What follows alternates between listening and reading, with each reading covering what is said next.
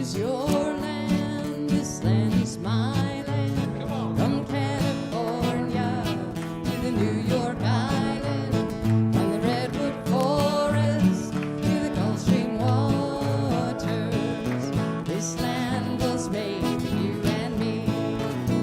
As I was walking that ribbon of highway, I saw above me that endless skyway. I saw below me that golden valley.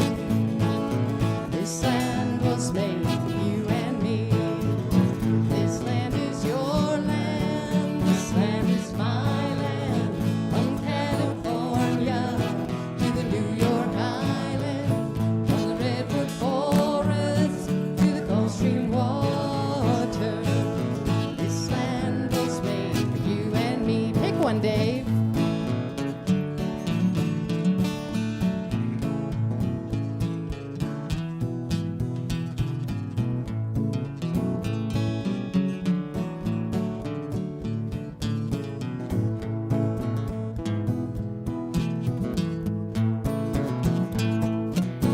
I've roamed and rambled and I followed my footsteps to the sparkling sands of her diamond deserts.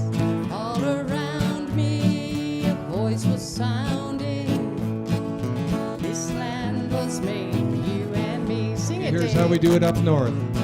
This land is your land. This land is my land. From Bona Vista to Vancouver Island. From the Arctic Circle to the Great Lakes waters. This land was made for you and me.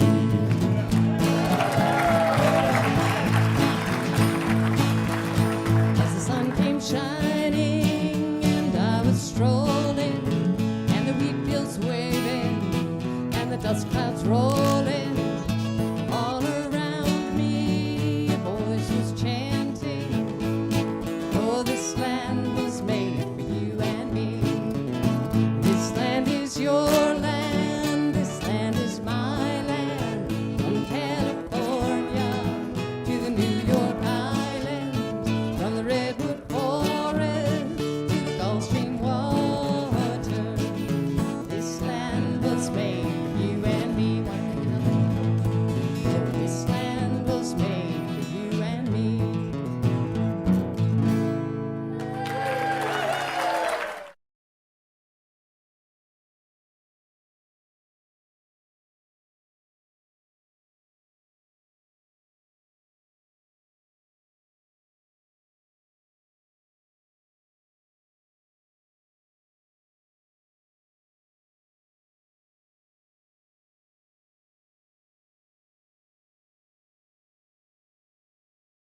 Hey everybody. Good to see everybody. Well, see makes no sense here in 2021.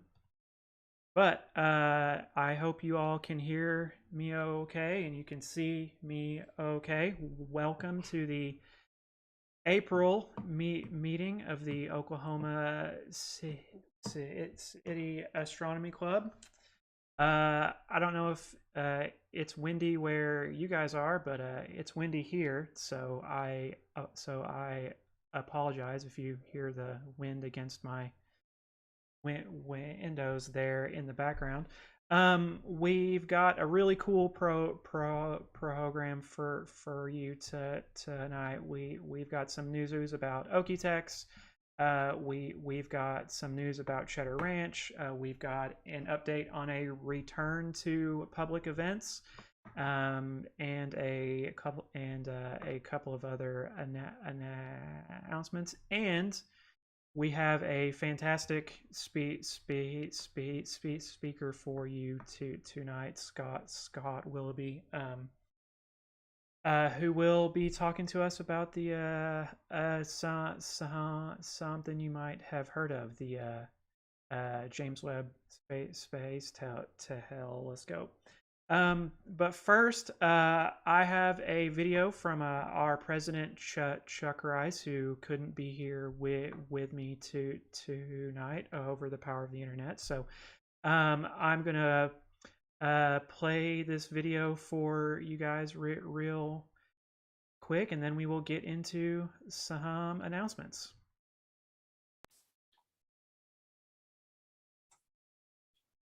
Hi, my name is Chuck Rice, and welcome to this month's Oklahoma City Astronomy Club. Hopefully this is the last month we will be having a virtual meeting. My sincere wish is that everything is safe with COVID and we can return to the museum in May. I'm not exactly sure what program we'll have. It will probably be a meet and greet, social event, thinking about organizing a swap meet.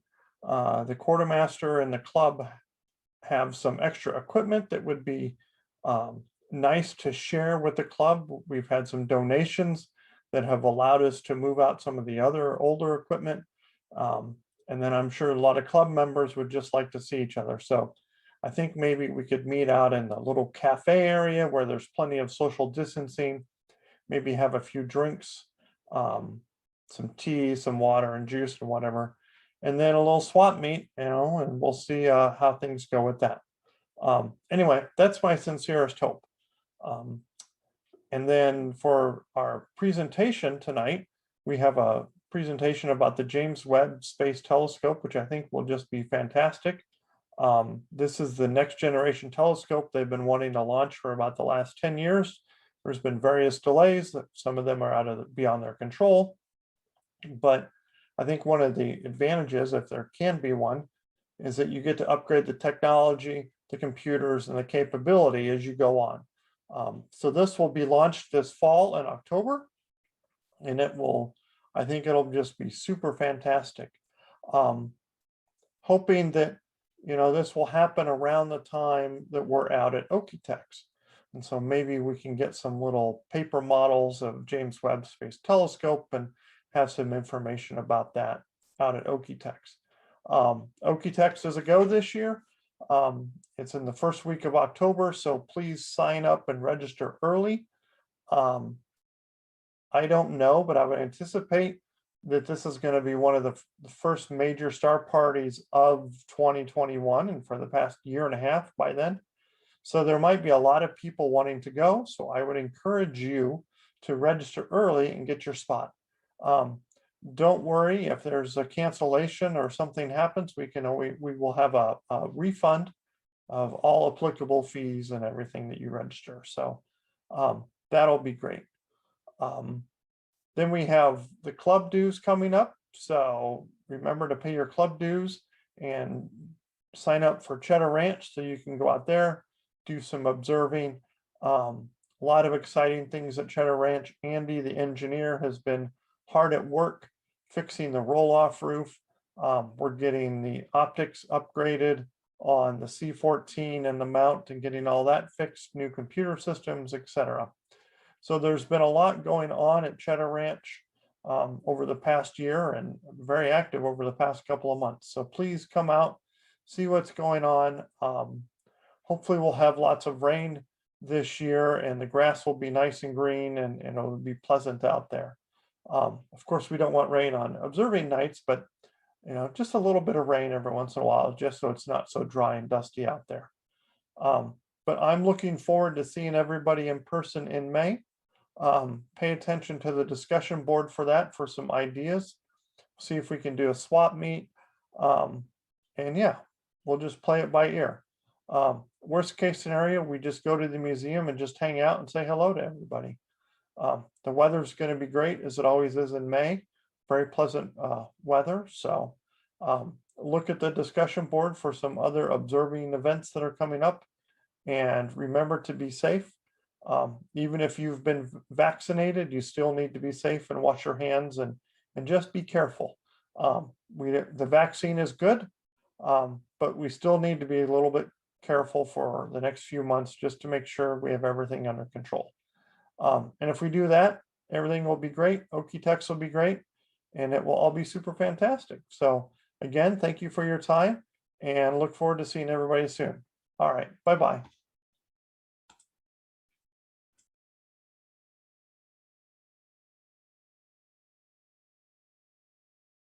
All right. Thank you, Chuck. Yeah, so next month, hopefully we can do an in-person thing.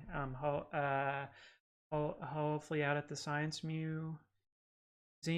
The weather will be nice, so we can meet up outside or inside or something. But I know I am looking forward to seeing everybody again. It's been a long time, so I'm going to run through some announcements here. Some of which Chuck has already talked about, but we're going to go through it again. First up is the Okie-Tex Star Party. The registrations now are open. We opened them on April 1st. Chuck was saying that he expects it to have quite a bit of attendance, and I heard this afternoon that 39 people have already signed up. So 39 people in just a few days. That's pretty good. You can register for that at okie-tex.com. It's up there on your screen. It's over that side. If you don't know what Okie-Tex is, if you're new to the club or to amateur astronomy or to star parties, the Okie-Tex Star Party is put on every year, except for last year, by the Oklahoma City Club. It is in the panhandle of Oklahoma, right next to the New Mexico border. Some of the darkest skies that you will find, not just in that region, but probably in all of the continental United States.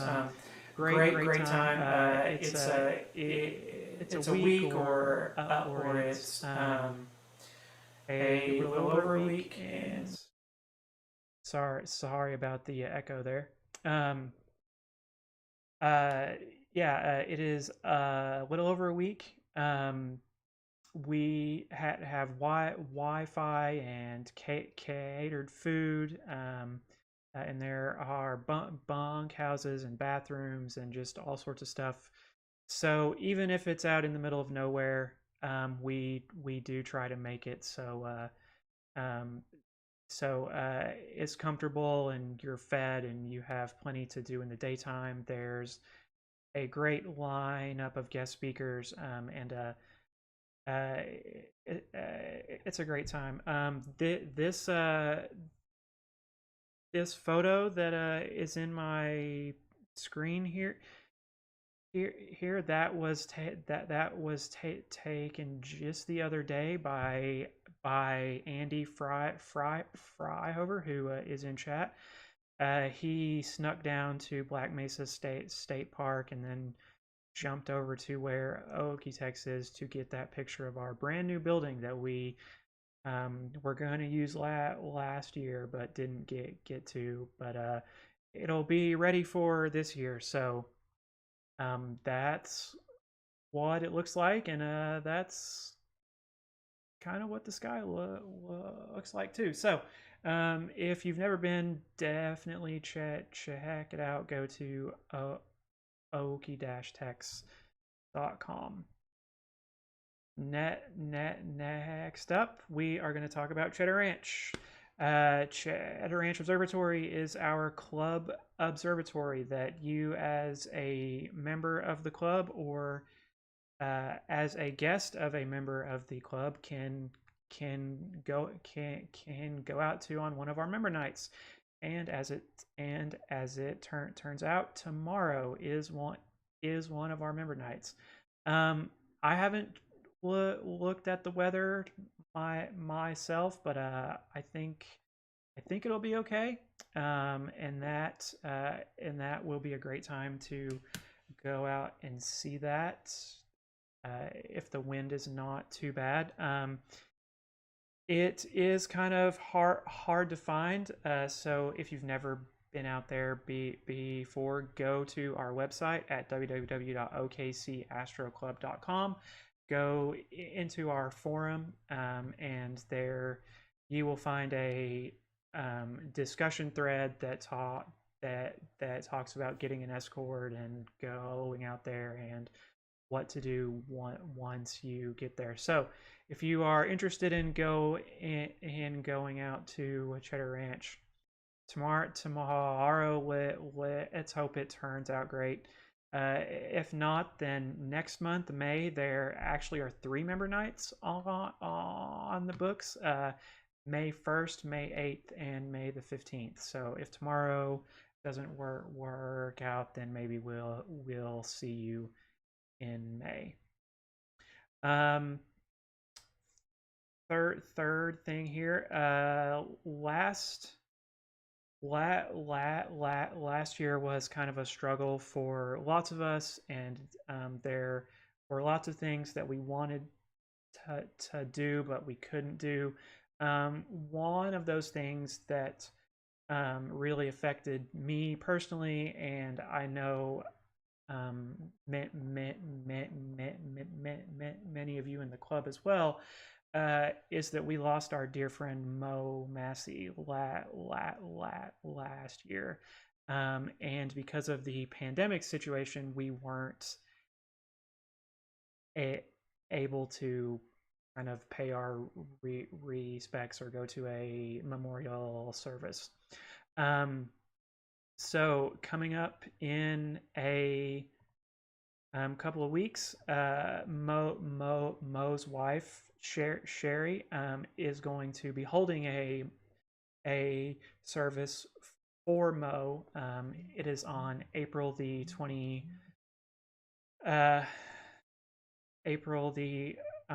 24th from 7 until 9. It's going to be at the Edmond Seventh-day Adventist Church, and you can see the address there. Just lots of memories. I've heard there's going to be a light meal served, and then we will go outside to look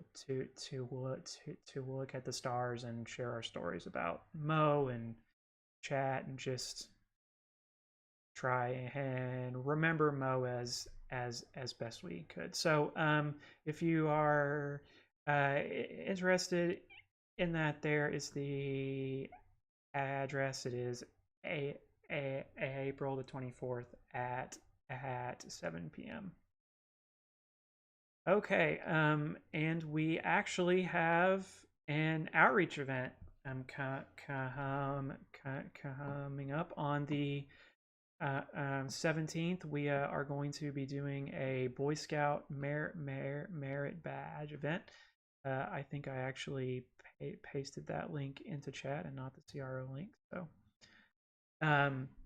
yeah, so if you are interested in helping out at that outreach event, make sure you go to our forum and check out the details there. I believe there are going to be about 250 people there, or Boy Scouts and their families and so on. So if you are interested in that, be sure to check that out. And since we have that outreach event, we've started the talks about when can we get back to public events.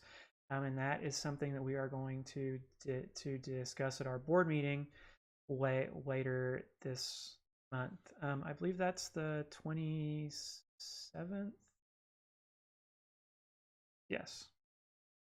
Yeah, so we definitely are going to be speaking about that at our board meeting on the 27th, about getting our Scissortail Park events at least kicked back into gear. So okay, I think that's all my announcements for now.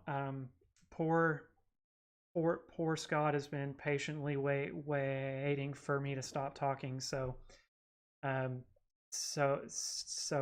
he can give us his great talk here. So I'm going to shut up in just a second, and you're going to hear from Scott, who spoke to him for a few minutes before we started this, and the nicest guy.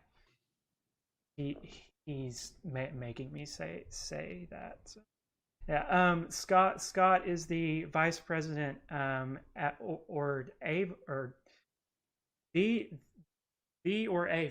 vice president at Northrop Grumman, and the program manager and engineer for something you might know as the James Webb Space Telescope.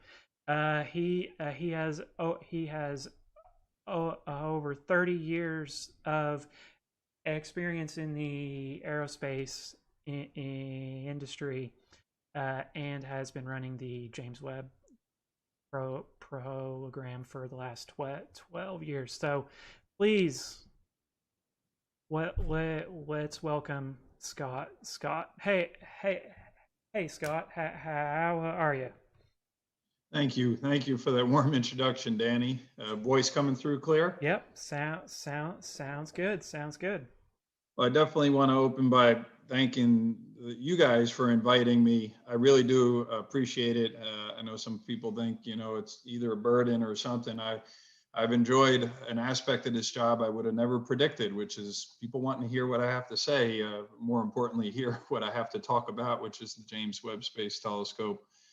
And I've been doing this for 12 years in terms of running the program, and realized early on how important this mission was, to the public. And really, as we've gone through different phases and life cycles of this, and I've met with the stakeholders and Congress, and including one of the former Congresswoman from Oklahoma, Kendra Horn, who was a huge fan on the science committee of the telescope. And I've seen the impact it has. I see how people do appreciate what inspiration means, what Hubble has meant for the last 30 years, and what Webb is going to mean for many years past this. So by way of a student who actually from the University of Oklahoma, who worked at Northrop Grumman in California as an intern, saw the telescope, reached out to me on LinkedIn, asked if I can give a talk to her class. I gladly accepted that, and Rachel Penner, and then I guess she went back and spoke about it in class, and then Chuck reached out to me and said, hey, how about the astronomy club? And I said, I'm in. So with that, I've got a chance to show you really a combination of science and engineering. And I will first by telling you I'm an engineer by trade, and I've been speaking to a lot of smart astrophysicists and scientists on this thing. And so when I speak sometimes relatively confidently about my knowledge of science, don't think too deeply in there that I'm going to go into any grand level. But what I do love is to communicate is, what does it take to bring a mission like this? What are we after? And then, of course, what has it taken to develop over the span of almost 20 years? Northrop Grumman won this program to be the prime contractor for NASA back in 2002. So our telescope is turning 19. It's voting age. We're going to launch it before it's drinking age. This is the year for us in 2021 to get this delivered to the launch site. So it's a really exciting year. So again, thank you. And Danny, really appreciate the introduction and coordinating this. So let's hope the first thing worked. It worked on dry run. I'm going to go through a very short video. To me, it's inspirational. It gives me a little goosebumps, a little bit about science and the Webb telescope. Minute and a half, and then go into some slides, and then we'll talk about questions and answers at the end. But if there's anything that's burning, type it in. Danny will look for those, and I told him I don't mind, weaving a question in here or there throughout the conversation, and then to respect everyone's time, I'll try and get through most of this by the top of the hour, so then I can kind of go through the Q&A and then kind of peel off so you can run the rest of the business. So I'm going to hit the space bar here and see how the video plays, and then move on to the first slide. The eye of the world now look into space.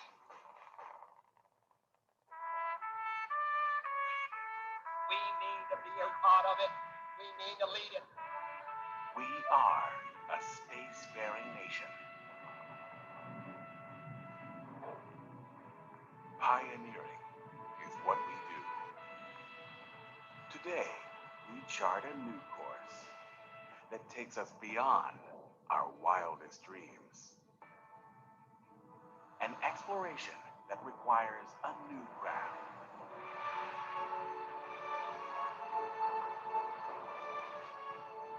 Currently under construction is a marvel of engineering that will reveal the dawn of time. And behold, the epic of creation.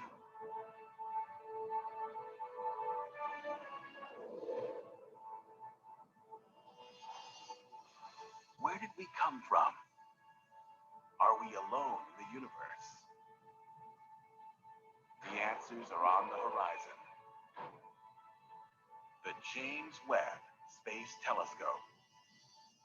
America's next bold adventure.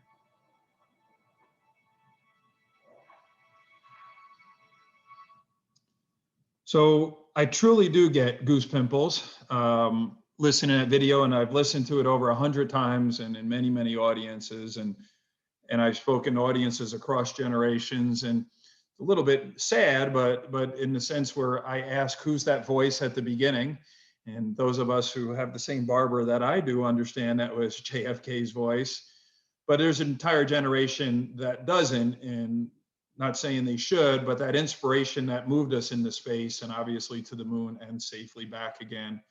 And then in that administration then that further led to using space as a vantage point for science. And I'm going to explain why that's so important for the James Webb Space Telescope. And at the end, it gives our requirements. Where did we come from and are we alone? We were asked to design and create a machine that would answer those questions. Of course, the requirements book is much thicker than that from NASA. I didn't leave it at just those 2 sentences. But with that, I have a combined presentation. I actually merged a couple to make sure I try and hit maybe what everyone's interest is or you didn't know to be interested in. And I have a deck I call Web by the Numbers. So I'm going to give some numbers that this audience probably can guess most of. And then I'm going to describe what they mean in terms of the mission or in the engineering. And my very first number, and this is always a fun one to throw out to the audience, and it's a pretty big one, and I'm guessing folks that have a background in astronomy and thinking towards there, see a number like 13,500,000,000 and maybe guess what that is. And I don't have the fun interaction with the audience as I normally do, and some people always throw out the cost of the observatory, and that's not what it is. But 13,500,000,000 is actually how far back in time this telescope will look. So the where did we come from question, it's not back to the beginning, but I'm using the reference point of the Big Bang at 13.7 billion years old. You'll hear different numbers for that, and that can be debated healthily in the science community, and the Hubble constant is being debated as to what it is, the rate of expansion of the universe. But if you use that reference point of 13.7 billion years ago, it took about 200 million to come out of the cosmic dark ages. And these things that you look at in the sky, sometimes planets, but often stars, well, guess what? We didn't have stars at the beginning. We had, particles. We had subatomic particles. And it would be good, if Chuck's on the room here, but, if only you were 13.5 billion years old, chemistry would be easy because we had neutral hydrogen and helium. We had a periodic table with 2 elements, and I technically believe there was a little bit of lithium, so element 3.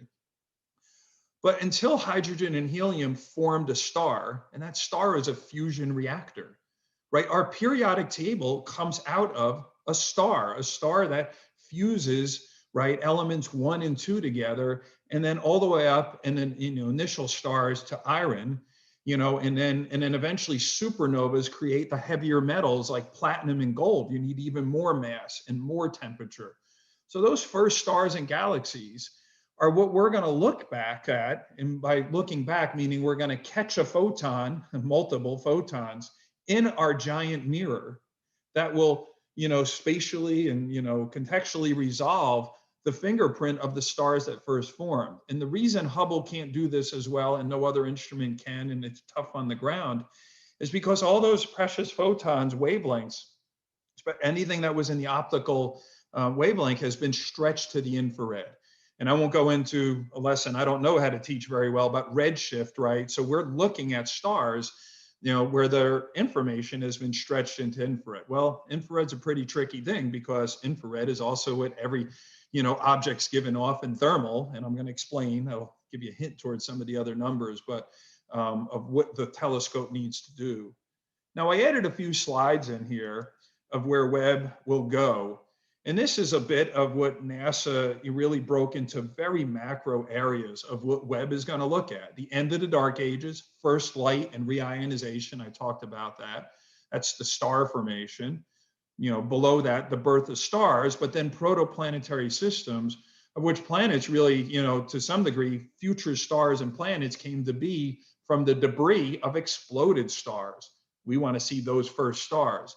The assembly then of galaxies. And then a really exciting part in the lower right-hand corner, planetary systems and the origins of life. What we know now when you hear exoplanet is the Goldilocks of a planet not too hot, not too cold.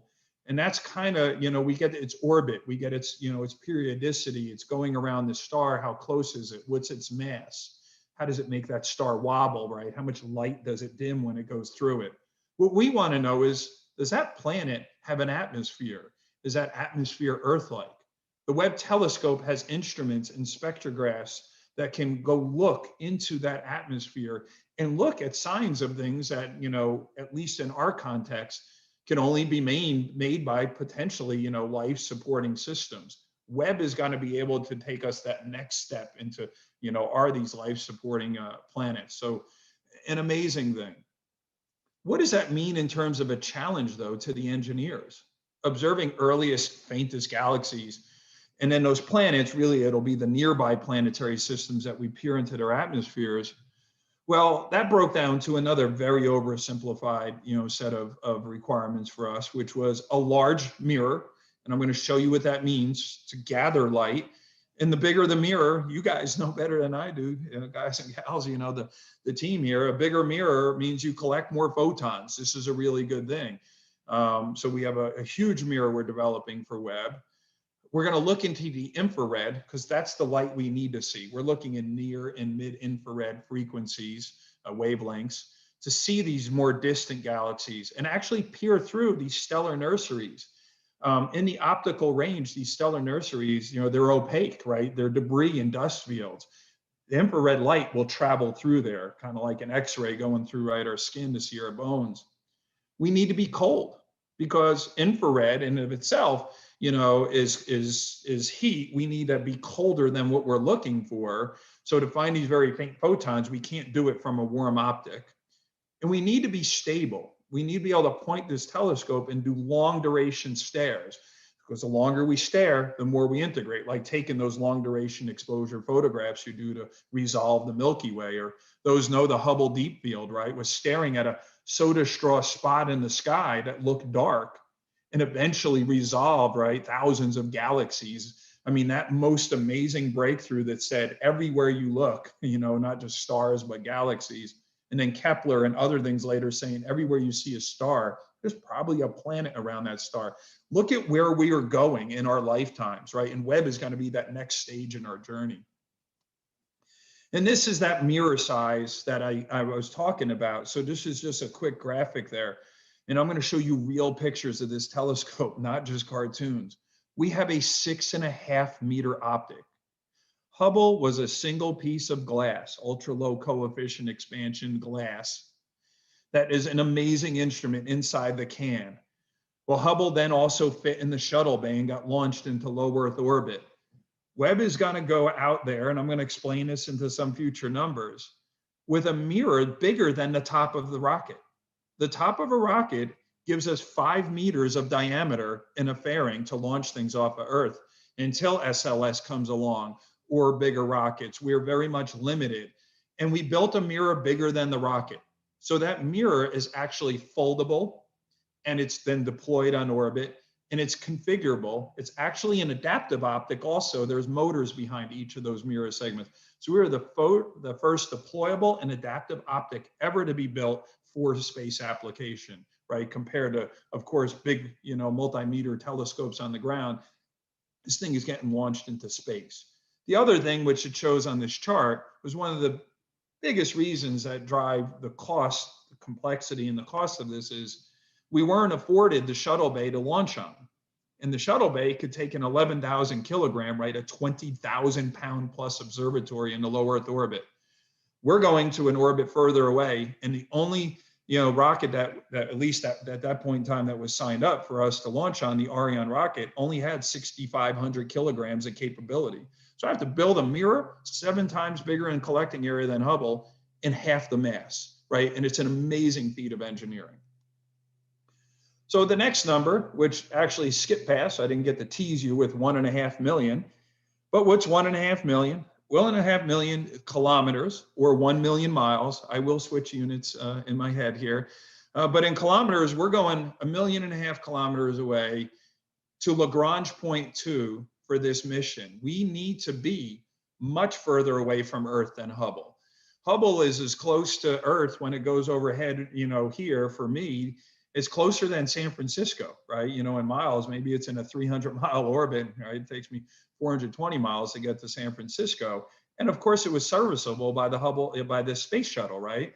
We got to go up there, grapple it with the arm, and do 5 servicing missions on Hubble. We're going 4 times further than the moon. In order to give you a little bit of a fun fact, the furthest humankind has been off this Earth, you can imagine it's an Apollo mission, right? But it was the mission that didn't land. It was Apollo 13. When it needed that moon to use the gravity assist to safely return to Earth using the TRW, Northrop TRW Legacy Lunar Module Descent Engine, except to fire it back to Earth, that rocket, that capsule went the furthest, so to speak, in its gravity. So whoever in that Apollo 13 capsule had his elbow out the furthest on that thing, has the record for the human furthest away from our planet. Our telescope is going 4 times further than that. So I mentioned 2 numbers on here, a -388 and a +185. And I'm guessing you could imagine, just based on the nature of a negative number, and I kept saying things, so not to tease you further, -388 degrees Fahrenheit, almost -400 degrees Fahrenheit, is how cold our optic will be. That's -233 in Celsius. And if I go to the Kelvin scale, of which 0 is absolute 0, molecules stop moving, we're about 38 Kelvin. So, and that's for a passively cooled telescope. There's actually a cryocooler that will get one of the focal plane arrays on the mid-infrared instrument to 6 Kelvin. And that's so we, get this juicy information that has been stretched into the infrared. So Hubble can't do this job. It can never see in the infrared because it's too close to Earth. It'll never get cold enough. We need our orbit benefit of being out of L2. We're actually following the Earth and the sun. We're following the Earth around the sun. We're going to do a 365-day orbit. And that 5-layer sun shield in the middle will keep our optics forever in the shade. As a matter of fact, we can see every star in the universe with the Webb telescope, except for one, our own. We cannot turn into it. We have a little Icarus moment there because we'd effectively melt the glues that are, that were cured to operate more ideally at cryogenic temperatures in the composite structure in the backplane that's holding those mirrors in place. So we never will allow the mirrors or the structure to see our sun. That 5-layer Kapton sun shield, and then underneath it a bus with a solar array that we need the sun for to give us our electricity. That will be in a sun-facing side, always around +185. So we're creating a 600-degree differential through many different engineering feats, of which the most is a sun shield that deploys the size of a tennis court to fully encompass, right, as an umbrella, this optic, and deploy on orbit as it's traveling 1 million miles away from Earth. And then I give 2 other numbers in here, and these are the numbers that are often the answer to the question of what keeps me awake at night. And they don't make any sense, as there's 40 and 178. But what they are is we have 40 deployable structures and 178 release devices, of which we initially start. And in this graphic, small on the left, not necessarily perfectly to scale, and I've got another picture later, we are in the top of that payload fairing, only 16 feet across, 5 meters. And then as we go through and we leave the top of the rocket, and then we separate, and then we open the sun shield long, then we open it wide, and then we open it tall, and then we open the mirror, and on the right, we end up with this deployed scope or push it into its final configuration. It takes 14 days for us to deploy on orbit. There's a little commercial there on the bottom. If you go to YouTube and just type in James Webb Space Telescope deployment, you can watch all versions. There's a quick 3-minute video of it where you'll just watch this come to being. There's, I think, a 10, 12-minute video, maybe even longer, narrated by Lee Arenberg, actually the brother of one of my former chief engineers, but he's also a Hollywood actor. He was in Pirates of the Caribbean and some Seinfeld episodes and other things. He narrates our journey to L2 and does it exceptionally well. So if you go to YouTube and you look up our deployment, you can watch what does it take for us to open up. And before I go into pictures and show the progress, I'll just ask, Danny, if if anything's popped in terms of a quick question to pause here and answer. And if not, I think then I can just go through the rest of the pictures and then really go through the questions at the end. I've got a couple, yeah. So your very first slide had that time scale chart of the 13.5 billion and the 13.4 billion. So if and I'm sure that's not to scale, so to speak. Yeah, no. But from looking at it, am I looking at it right that the Hubble could only see once galaxies and stars were formed, and that James Webb is going to see back before they formed? Yeah, so effectively Hubble has seen, I'll call the late stage of formation of things, and it's seen it in as good as it could. It has a very limited infrared. So the older the light it is, the more it's redshifted, right? Because the longer time the universe has been expanding. So it's redshifted further. I forget what wavelength Hubble gets cut off at, probably a Googleable, parameter. We will go all the way up to 28 microns, and so the end of our normal red wavelength is in the 700 nanometers and that, and we'll see that. So we'll see from the beginning. So the reason we see further back again and we see better resolved images is because we see further into the infrared, and that gives us the very first stars. And with a bigger optic, we'll collect more photons, so we'll get more information out of it, right? Just again, like in your camera, the longer it stares, the crisper that Milky Way picture looks, right? Than if you just did a quick frame, picture, you're not going to see that, right? You sit there and get it on a nice stable tripod, you get a beautiful, resolved image. So yes, we're going to see the stars that formed older than Hubble, and it may not seem that much, but that 100 million years, and again, at the level that will resolve that, is that much more important to see the first star formation. On your slide that showed the Lagrange point area, so look, I believe it was the one after this, the one that showed the diagram of the actual with the sun facing side and the cold side. Yeah, so my PC gets really hot just sitting inside my apartment. So I saw that the computer is mounted on the sun side. Yep. So what were some of the challenges of keeping that thing cool if that is going to be on the sun facing side as opposed to being on, say, It's a great question, because we want the sun there, we want our solar array. So the computer, And this is similar on other spacecraft. You know, we don't want our electronics. So two things. One is we qualify our electronics to operate hotter than, call it, the standard, you know, machinery. So we can get hotter, much hotter. I mean, close to, you know, that boiling point of water. But really what we do is the computer is mounted onto a panel with an aluminum face sheet, and underneath that panel are what are called heat pipes. And in there, I forget if it's ammonia or ammonium, is basically a gas that what happens is the heat conducts through the face sheet into the heat pipe. The heat pipe conducts the heat away to a big radiator panel that then points to deep space. And all heat really wants to go to the coldest spot in space. So what you got to do is you have to coax it there. You create a conductive bath, right? So we don't have convection in orbit. We don't have air. We have radiation, and so we do radiate heat out. But first, what we'll do is we conduct it. And what is really understated, on the back of this spacecraft bus, there are many other deployables that come out that literally are there to bring heat.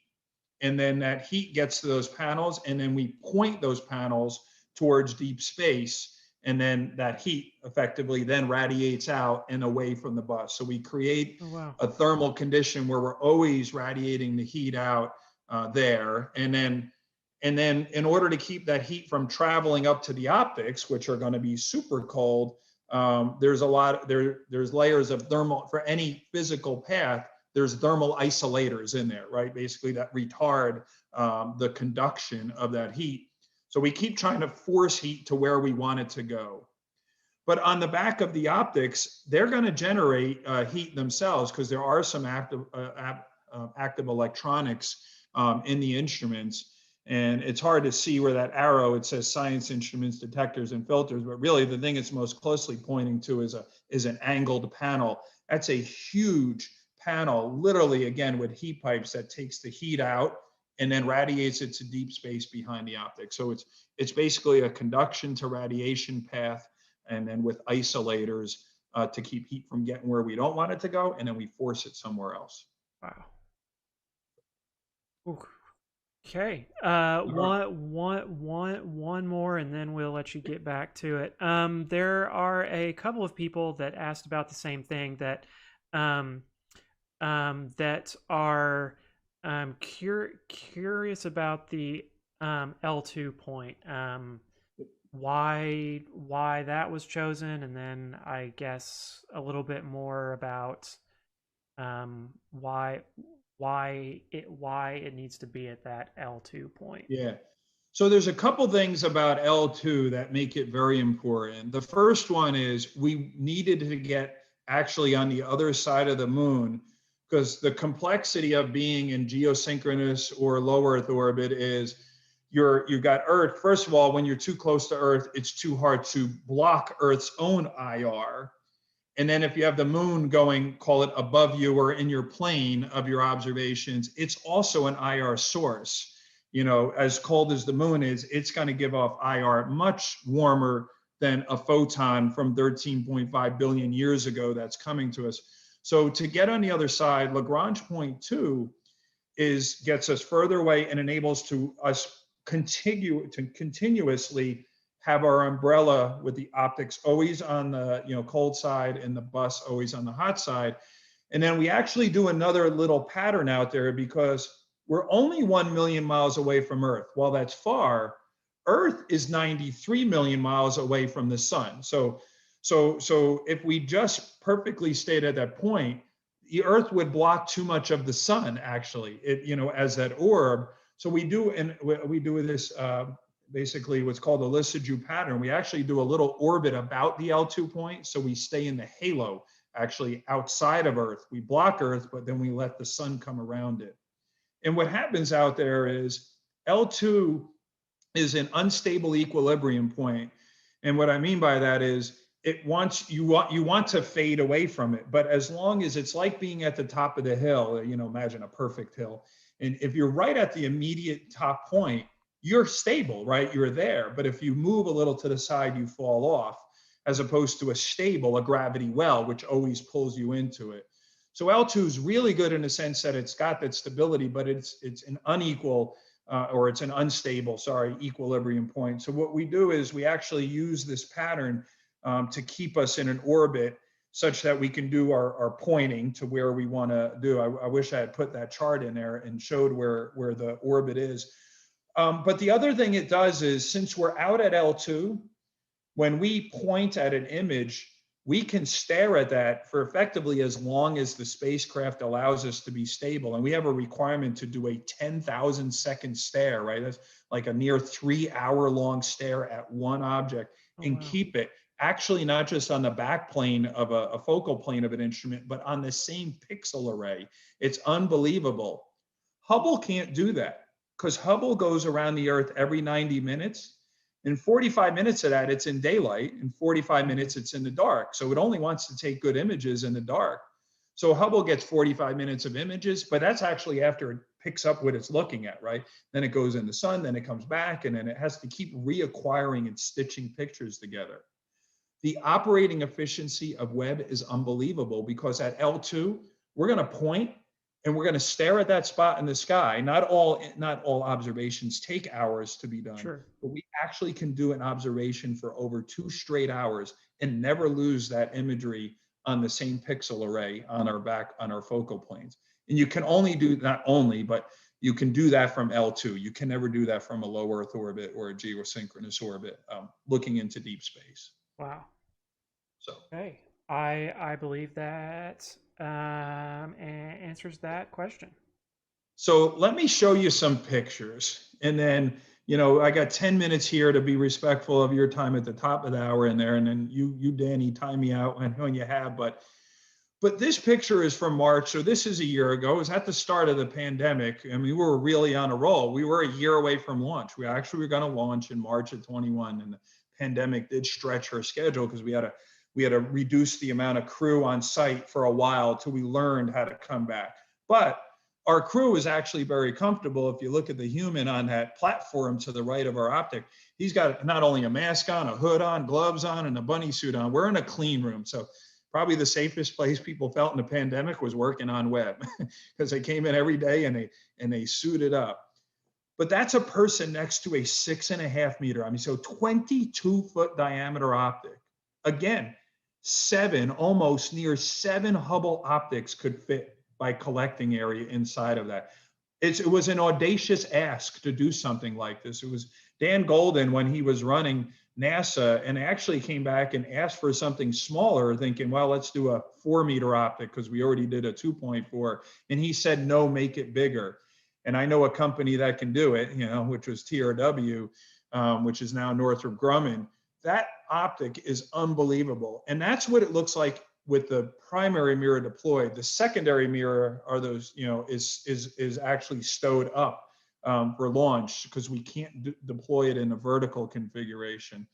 But I'll show you what the mirror looks like stowed. But this is actually from the backside. This then in May, we were getting ready to simulate the launch environment for the observatory, meaning acoustics and vibration, right? Shaking this thing, hitting it with acoustic sound waves like the rocket will.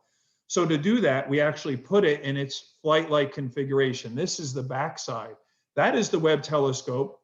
You're looking from the back, fully folded up. So the mirror is folded on the side and our sun shield's folded in, and then a big composite structure wrapped in thermal blanketing. And now this is the other side. We temporarily stowed it to make sure everything fit. And then we opened it back up.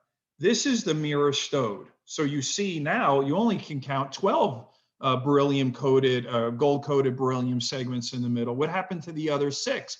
Well, 3 on the left and 3 on the right. You can kind of tell if you look, they're folded back. The ears are folded back. That's a deployable optic, but in its configuration, it fits in the fairing.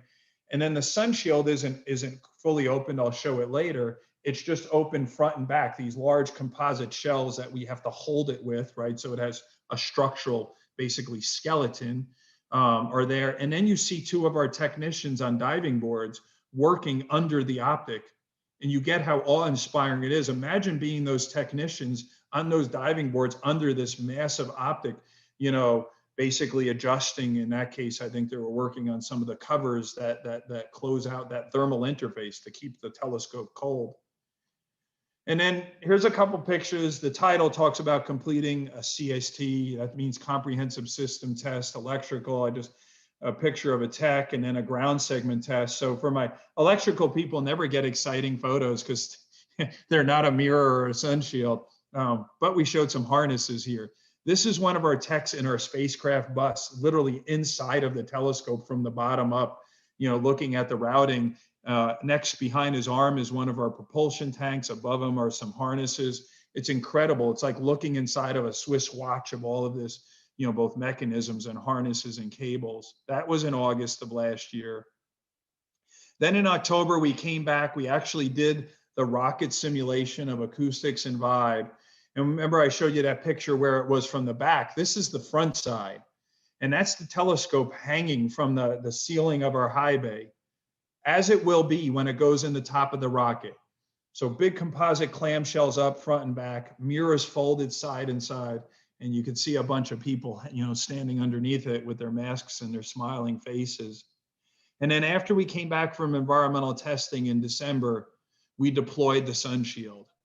And it is an amazing thing to deploy. It's actually more difficult to deploy on the ground than it is in space because gravity does things. It's tugging on you in a way that you aren't designed for. You're designed to deploy in zero G. And what you have to do is actually not let it help you or harm you, right? And what I mean by that, harm you, it's pulling on things that are designed for zero G, and that sag could put additional load on it. But that's for harming you, and you gotta counter that. But you can't let it help you, because imagine the reason it deployed is because gravity pulled it out, and then they get on orbit, and that gravity force isn't there, right? I have to make sure that it's only deploying over its own stored energy or motor driven. I can't let gravity help it. So I literally have to perfectly offload such that I'm not over or under, utilizing the pressure of gravity. And then I open the deployment, and then I tension these sun shield layers. It's absolutely remarkable. So that's a fully deployed sun shield under a stowed optic. We cannot deploy the optic while the sun shield is deployed on the ground because we're limited by our ability to access different pick points with our crane and our overhead deployment system. But that picture right there was a very proud moment. That was the last deployment of the sun shield on the ground. We've been spending the last 3 months folding that sun shield. So I always joke with the kids, it's easy to take your shirt out of the drawer. It is not as easy to put your laundry away. But if anybody has done, parachute, I haven't, I'm not that courageous. 3 months to fold web, and we just finished folding last week. I wasn't able to get a picture in here. And then after we're done folding, and that's just folding the membranes, now we have to stow it. We still have to, we have to stow the booms that give it width, and we have to stow the shell. So we still got a couple more months just to finish the stowing, but the deploying and then the folding of that proved that it worked. It was our third deployment on the ground. It was very successful. And the next time that sun shield opens and looks like that is in space. So that was my last chart. I got done with 5 minutes to spare. I'm going to go back to it, from the Q&A because it's beautiful to look at, and then see what kind of questions you have. I hope I didn't talk too fast and communicate a lot of info, but this is an amazing telescope. Let me just say quickly, we are targeting the launch near the end of the year, and we have to launch from French Guiana. When I say have to, that's the rocket we chose a long time ago. NASA did on a Ariane rocket, and that was a partnership they did with the European Space Agency. So NASA obviously leads this. They partner with European Space Agency for both instruments and the rocket. And actually the Canadian Space Agency built an instrument on Webb. So it's a multi-agency deal, as space science often is, right? It bridges countries and relationships, just like Russians and Americans, right, on the space station. It's one of those things that you hope, right, combined us as a world. Wow. So you said that you can't deploy the mirrors with the sun shield deployed. Does that mean that on the ground you've never had James Webb fully deployed all at once, and the first time is going to be up in space? Never fully deployed at once. Everything has been fully deployed, And many times after rigorous testing, vacuum and thermal or acoustics, like the optic itself and the instruments got acoustic and vibe tested at Goddard Space Flight Center and then fully deployed. Then it went to the Johnson Space Center, fully deployed into a cryogenic chamber and got tested thermally like it will on orbit. But that was not attached to the spacecraft bus and the sun shield. And then it delivered to us in Redondo Beach. In parallel with that, the sun shield, got fully deployed in the bus. Then we put them together. We did our deployment of the sun shield, but then we have to fold the sun shield up, lower the optic before we deploy the wings. And we'll never deploy the secondary mirror again. It comes out, the people can't see me, but like a nose, it'll come straight out and then stand in front of it. And that's basically a tripod.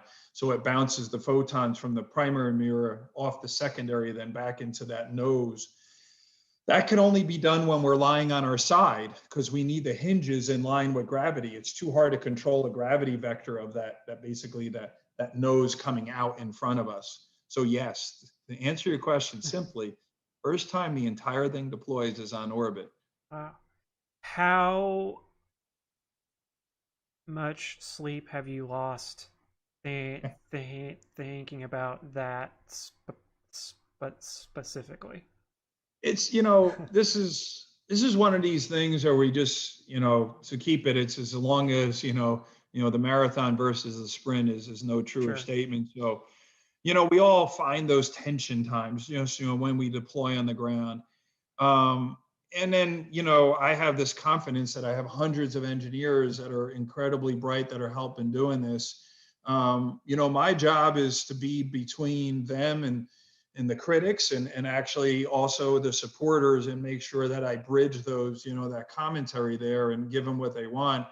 My own chemistry is I actually sleep well, but then I wake up anxious, and then I get going in there, and it's one of these labors of love that I actually have to work with my team to make sure that they take periodic breaks away from it, right? Because it's such a long journey, then to freshen their perspective and come back in. But I'll tell you, this rest of this year is it's go, go, go. When you're on the final path, right, to a launch date, I'm not saying, we'll all sleep, of course we have to, but it is truly go. And what we do is we run now 6-day work weeks, 20-hour days. So we run two 10-hour shifts that overlap, and we do that Monday through Saturday. And that's basically how we get there. But, we're fully crewed up. So we work, with 2 full shifts, 6-day work weeks, and where people alternate their weekends off. And of course we alternate in backups for weeks of vacation, but it's a lot of team, right? It's a big team to get this going. I've got a question here from Chris. And I know you're an engineer and not necessarily once it's launched and up there, you may not have a lot of control on what exactly it looks at.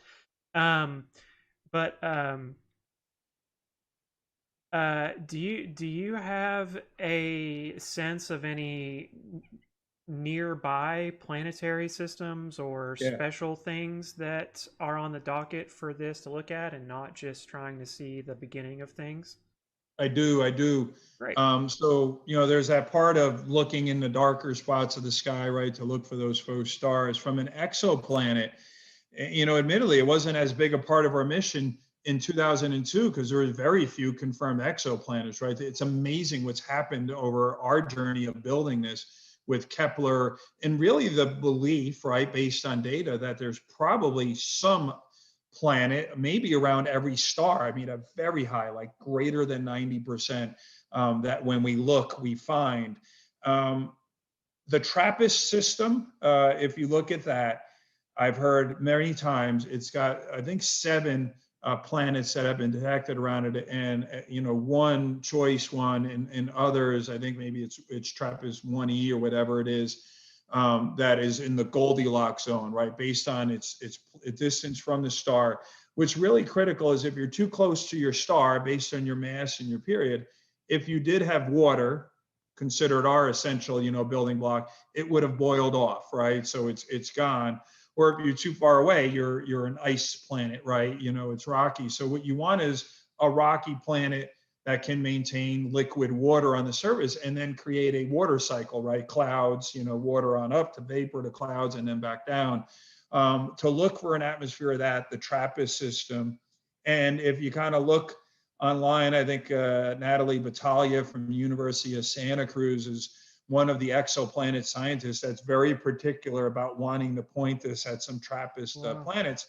And what we do is a little hard to explain, but in that picture I showed with the squiggly lines is, as a planet goes around and in front of its star, the photons that hit the planet, they'll actually help a planet's in front of the star, right? Because it dips the amount of light, and that's called the transit property. So you lose those photons, so a planet's transiting. That's one of the confessors there may be a planet. Other, photons just go completely around the planet, and they come to you fresh, right? As they looked at when they came off of the star. But some of those photons graze basically just above the surface, right? If I just look at the planet as a circle. And if there's an atmosphere, imagine the photon goes through the atmosphere of the planet and then it comes back out the other side. Well, that photon is going to have dips based on elements that the atmosphere sucked out of it, right? So it'll have dips. So if there's carbon dioxide or methane in the atmosphere, the photon will confess that those things are there. And that's what we'll be able to do. So we'll look at a TRAPPIST planet. It'll go in front of its star. The photon from the star will go through if it has an atmosphere, and it'll come out with a different fingerprint than the photon that goes around any atmosphere. And when you contrast those two, you'll be able to see if there's a signature. So TRAPPIST, I believe, is one of the primary systems that they'll look at. And you said you weren't a scientist. I just hear him talk a lot. Hey, so once this thing is launched, right? I mean, your job is not going to be done with it. So what's that look like, and like what does your day look like post launch? Yeah, so as the contractor building the telescope, really jointly with NASA, we don't build everything. We got a huge supply chain of vendors. But as the prime contractor, we deliver the satellite to NASA. They're actually responsible then, with our people supporting to launch. The Space Telescope Science Institute, if you look that up, which is on the Johns Hopkins campus, operates, which is in Baltimore, Maryland, operates Hubble. They're going to operate Webb. So they're under contract to be both the Mission and Science Operations Center. And what Northrop then does is we have the engineers that we help commission it, meaning make sure it works on orbit, it deploys, the mirrors phase, they get back good data. That takes 6 months from launch to call it commissioning. So we do that with NASA. So it's our engineers that enable that.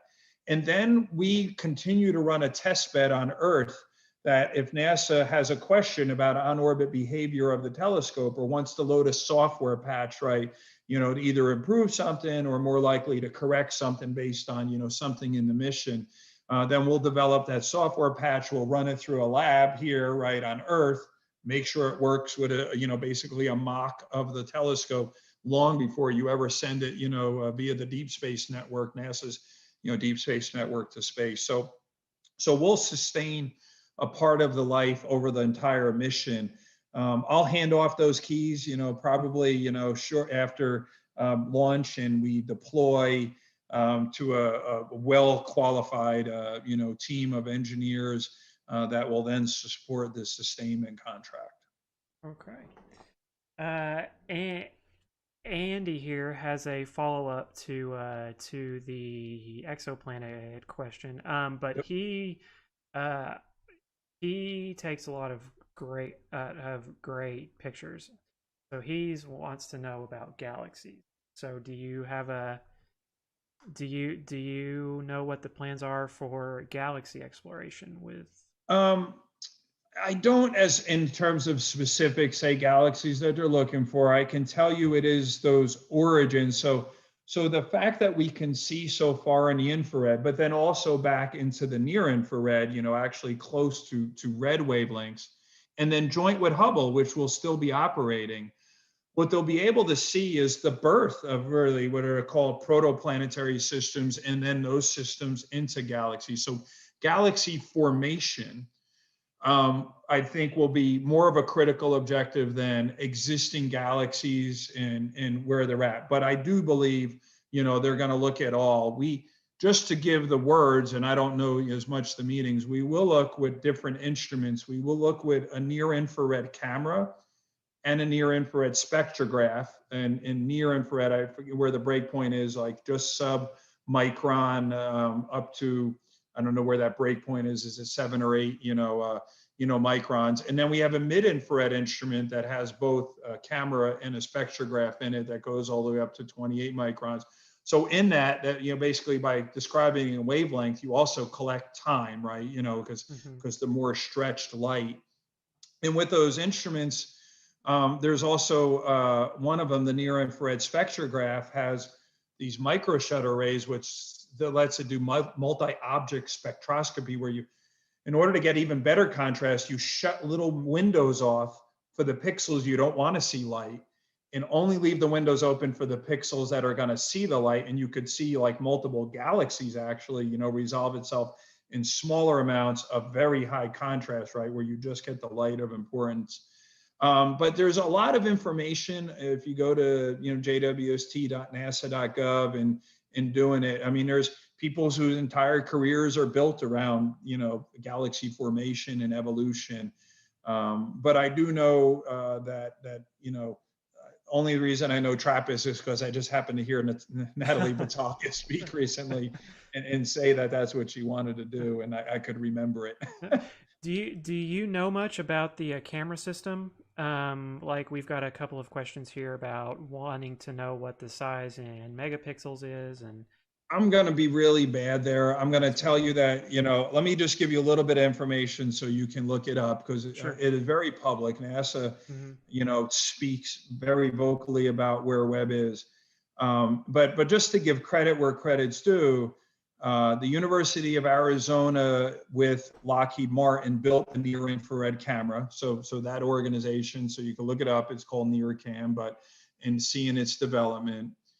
The European Space Agency actually built the near infrared spectrograph, again, that will look at that spectral, content of the light that comes back. In addition, they built part of the mid infrared instrument joint with JPL that did that. And then there's a near infrared slitless spectrograph built by the Canadian Space Agency. I forget what, either university or company that did that.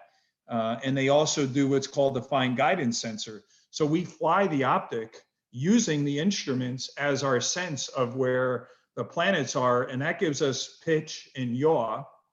And then on the spacecraft side, we use star trackers to give us roll.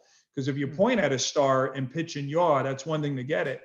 But you can roll about it, as you can imagine, but you want to know where you're rolling, right? So you know the rest of the objects around it in reference. So we have to do pitch, yaw, and roll, and we use a fine guidance in the optics path and a star tracker on the other. So we have all kinds of different things, but I lose my knowledge on those. But those are the types of instruments we have. Okay. Well, probably running out of my time, but not me, but you. I know you got more work to do tonight. Yeah, it looks like I think that might be all of the questions that we have from chat here, and it is kind of getting to be that time. So, hey, that was amazing. So thank you so much for joining our little weird pandemic Zoom YouTube thing that we're doing here. What is a great talk. And hey, you should come to Okie-Tex, not this year because that's when, because it's at the same time as your launch, but next year or the year after, you should come hang out Well, I'm going to have to line something up. I know Northrop has a big site out there. We actually work on the B-2 stealth bomber, quite an astronomy, but part of our team out there. And I've made friends around the country just because of this telescope. And I consider you all friends in the sense that, you know, you're all enthused about the same thing. So Yeah. I will not be shy to reach out, you Please. know, and the students, you know, again, Rachel Penner, who really started this connection through the university and then through the professor, you know, Chuck Rice, and then with your support, Danny, you know, this is wonderful. So I really appreciate your time because I want everyone to know what we're doing and share the word and be enthused with us. Yeah. Well, thank you very much for joining us in chat, and Chad agrees too. That's a great presentation, and thank you for joining us, and we hope to talk to you again pretty soon. Have a great weekend, All right. everybody. Thank you. All right, you too. Bye. Okay, everybody. Hope get reoriented here.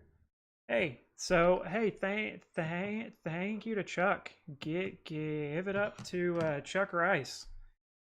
He got Scott's name and got him to come and speak with us, and that was just great, just amazing. So in case you missed it, this recording will be up on YouTube as soon as we're done here. So if you missed something, then you can catch it there. I see there's about 45 people here. I just saw there was a tornado in the Tulsa area, so I hope that everyone is safe, and that they aren't caught up in that, because that's real scary. I am going to go through my spiel here. So thank you all for coming and hanging out with us. If you are new to the club and you don't really know who we are or where to get a hold of us, you can contact me at editor at okcastroclub.com. My name is Danny. I've been talking to you all night. If you don't want to talk to me, and I don't blame you, you can find us at okcastroclub.com, or at facebook.com/okcastroclub, or on Instagram at instagram.com/okcac. Our website, like I just said, is at okcastroclub.com. Can go here and you can see our calendar of events here. Here is a replay of the meeting. Here is the discussion board. So if you want to go and learn more about going out to our Cheddar Ranch nights, then this is where you go to see that in this Star Parties and Outreach forum. It's free to sign up, so jump in and start talking to us and let us know what you think. Once a month, we put out a newsletter that you can also see here.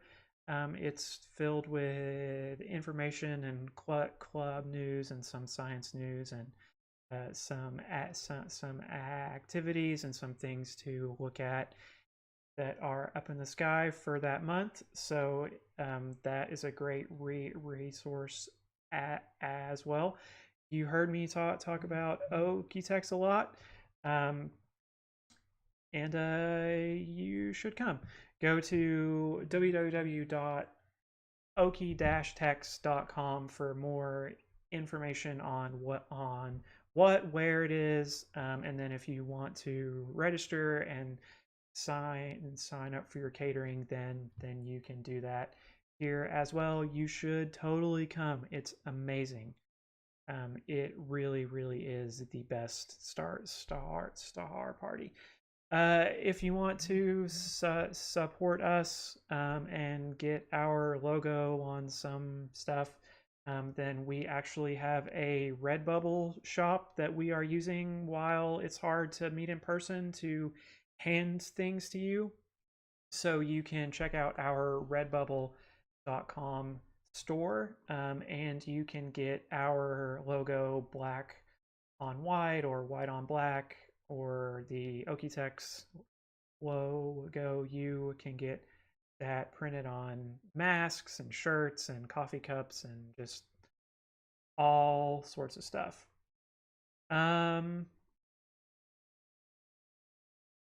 I think that's it. I'm gonna just stick around for a few minutes in case I missed anything. I'm sure that somebody can let me know if I forgot to say something. Tomorrow night is CRO. Let me put that slide back up here. So you can go to our web forum for an escort or information. That will be tomorrow, if this tornado and the weather goes away, of course.